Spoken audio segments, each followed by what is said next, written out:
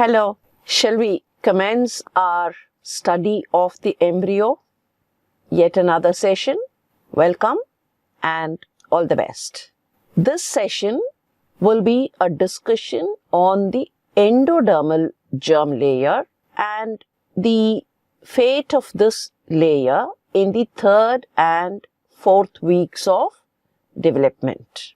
We have already seen in the 3rd and 4th weeks what happens to the ectodermal germ layer, what happens to the mesodermal germ layer, and now to the endoderm. Now, what would be happening to the endoderm? Let's try and find out. With the information that we already have, we know the endoderm forms the layer on the ventral surface of the embryonic disc. We have studied the embryonic disc earlier, so we know if the embryonic disc is like that, there are 2 layers.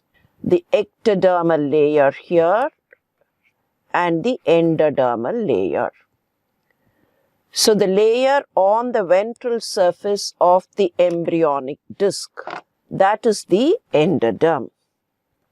And we also know from our earlier study that this endoderm, this is the layer, it will form the roof of the yolk sac. The reason, from here, that will be the yolk sac. This is the yolk sac region.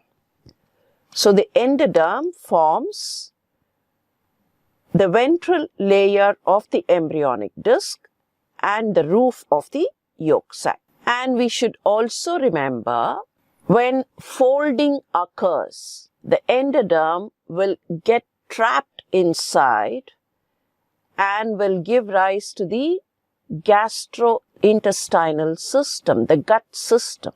And there are also other structures which are related to the gut system. So the endoderm will contribute to the gut system and to those structures which are related by development to the gut system. So let's see what exactly happens. Though we make a very fleeting statement that the endoderm forms the gut system, the gut tube, there are other changes which happen and modify the entire structure. The growth of the neural tube and brain vesicles has been happening. Because of this, because of the growth of the neural tube and the cranial part of the neural tube developing various dilatations which are called the brain vesicles, the embryonic disc bulges into the amniotic cavity. What do we mean by this? We are familiar with these pictures already. So here we find the ectoderm, the endoderm, the mesoderm insinuating the notochord. So by day 17, if we notice, there is not of a major bulge into the amniotic cavity. It appears as though the embryonic disc is fairly flat, but still there is some kind of bulging here and here. But if we notice day 19, can we look at it?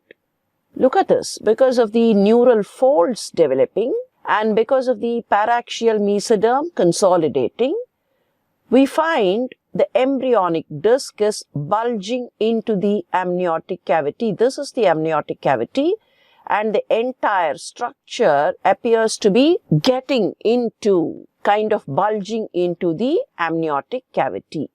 And we can see, notice here that the bulge is increasing, and here it's much more clearer because you're able to see the cut surfaces. Can you notice that?